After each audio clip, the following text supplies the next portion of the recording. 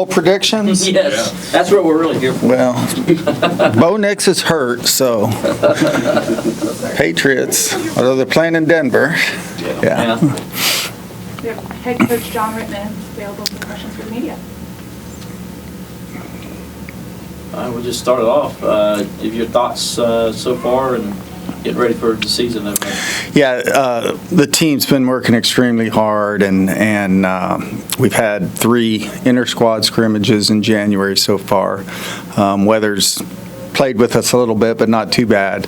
Really like what I see on the field. We have a lot of depth, a lot of versatility in our lineup. 7 pitchers on the pitching staff, returners, Macy Cintron, Olivia Duncan. 3 freshmen, Kira Crosby, Lexi Hames, and Maddie Johnson. And then 2 transfers, Sierra Manis and Abby Dunning. And they're all getting a lot of innings. They look really good. And, defensively, like I said, we got some versatility. We can move some players around if we need to. A lot of depth, a lot of experience. Offensively, we've been hitting the ball really well in practice. And I think we're almost to the point now where we're just ready to play another opponent. And, so we're looking forward to the start of the season, going down to Florida, and then Texas week 2, and then coming back home to open up our home season. Last year was a breakthrough in a few ways. How do you keep the team focused and not, try to skip ahead to what you want to accomplish in the grand scheme of things? Yeah, definitely. This program's had a lot of success since our inception back in 2020, and we played in our 3rd Super Regional last year. We were 60 feet away from going to the World Series, had 2nd and 3rd, nobody out. And, so we have a lot of hungry players and coaches that want to get over that hump and get to the World Series, and that's our goal.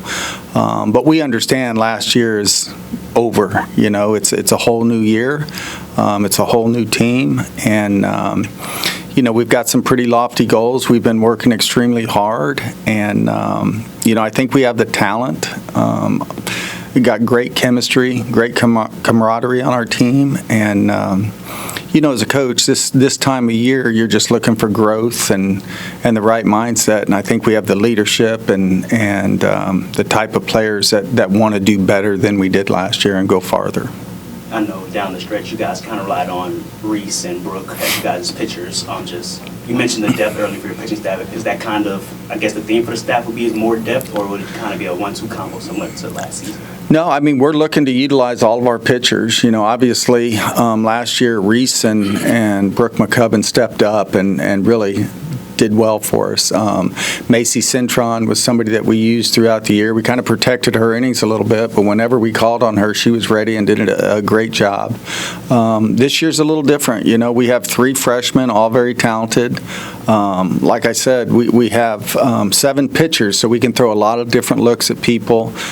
Each have their own strengths, and it's a bonus to have a pitching staff and to be able to utilize all 7 of them, and we will. Now, if a couple step up and take charge, we're not afraid to go that route either. But I think it bodes well for us to have depth in our pitching staff, and we'll see how the season plays out. But right now, they're all ready to pitch and ready to go. I know you brought in some new people, but you got a lot of veteran girls coming back from that team last year. How much has that helped you, knowing this level of success you had toward the end of the year, and how you can carry that into this season? Yeah, we're still pretty young. We have 2 seniors, Jameson Brockenbrough, senior center fielder, and she brings obviously a lot of experience and a lot of postseason experience. Had a great year for us last year, and she's been phenomenal this year. And then transfer Abby Dunning, transfer pitcher from Boston College. So we're relatively young after those 2 seniors. So, but all of our players, that were here last year and return, are hungry. They have the postseason experience. They're very talented, and the freshmen have mixed in really well. There's a lot of competition for the starting lineup, and that competition breeds success, and we're kind of rolling with that right now. I know coaches don't want to get into it too much, but how much motivation is being just 60 feet away? motivated these young ladies for this year? Oh, it's definitely motivation. I think you can see it in our approach in the weight room, our conditioning sessions. You can see how well they work together on the field. And they know how close they were, and they, like I said earlier, they want to get over the hump. Certainly you got to beat really good teams to get to where we want to go, and just having that postseason experience and having that hunger is motivation for this group. You guys lost Maddie Moore. Just how big of a loss is that, and who were, I guess, some of the players who could replace her production and her energy to the team? Yeah, we lost, you mentioned Brooke and Reese, but 3 position players, everyday players. Abby Vieira behind the plate was a huge loss. Maddie Moore, a 2-time All-American, just a very tough offensive player, great defensive player. And then Alex Brown. Alex, I thought, was probably the best, if not one of the best leadoff hitters in the country last year. She was phenomenal for us. So those are some big holes for us to fill. We have a transfer, Kylie Chanel, who's pretty much locked up the shortstop position for us. She transferred in from Florida Atlantic. She's been making all the plays, all the throws at short. She's been, really a consistent hitter for us in our fall scrimmages and so far in January. Certainly Marion Collins returns. She was our shortstop last year, and she's at her more natural position, I think, at third base, and she's just a phenomenal defensive player, big stick in the lineup. Julia Knoller's back at first base. Julia's battled a few injuries in her career, so we're hoping to keep her healthy for the entire year. She's a phenomenal offensive player. Taylor Pipkins, who played a little outfield for us last year, her and Maddie Lardizabal are working out at second base, competing for that position.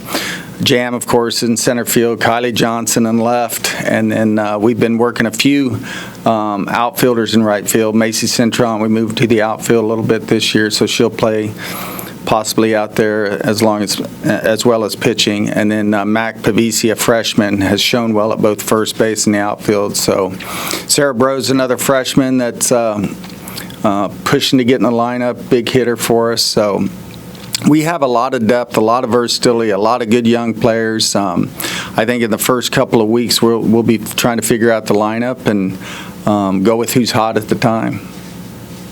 How was NCAA house settlement revenue sharing era affected softball, if at all? Just how different is that? It's different. As a coaching staff, you kind of you have to adjust and adapt, and I've been coaching for 38 years, so I've had to adjust and adapt to a lot of things, but it's just a new era of college athletics, and certainly it bodes well for the players to make a little money. For our sport, we have 25 scholarships now, where 2 years ago, last year, we were a percentage sport, basically. We had 12 scholarships that we had to divvy up amongst everybody, so that makes recruiting a little easier. But it's just a sign of the times, and I think softball is a sport now that we're dealing with the revenue share and NIL just like all the other sports. So like I said, I think it's good for the student athletes. And we just got to make sure that we're keeping up with the Joneses, so to speak, and we've had a lot of success here, and hopefully we'll continue that. Coach, when there is so much movement in the current landscape of athletics right now, players going here, coming, going, all that kind of thing, how big of a deal is it to have players that felt that type of success last season come back and maybe influence some of the younger players on the roster that have not been on that stage and haven't been in that spot? Yeah, I think it starts with our culture. Since we've had our program here, we've kind of been a coach-fed, player-led program, and our players buy into that. When you start a program from nothing and you build a really strong foundation, you have success, it's easy to buy in, and every year we've had really good leaders in our program to help kind of nurture the young players and facilitate our core values within the team. But yeah, it's a situation where we've used the transfer portal to fill holes and to fill competitive depth and versatility, and I think we've done that wisely. And but I love our team. I love the togetherness, and in a new era of where you can replace rosters and replace players.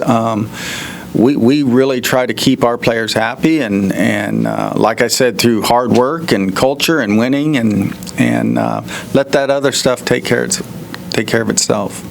And you mentioned that this group is ready to go, ready to face some real opposition. How do you and your coaching staff kind of get them ready from, all right, here's what we've been doing to the offseason to it's game day now? How do you kind of influence that mindset? Yeah, so when we end practice in the fall, Thanksgiving week, there's about a 6-week period before we get together again. So they got a lot of stuff that, responsibility to stay in shape in the off season. When they come back in January, we jump right into team practices. So they've done a really good job of working out over the break and then coming back and working really hard together to get the season started. I mean, it's right here, so the motivation is there. They're chomping at the bit to start playing games. So it's like I said, we've got great leadership, and as close as we were last year, they don't need a lot of motivation. They're ready to go.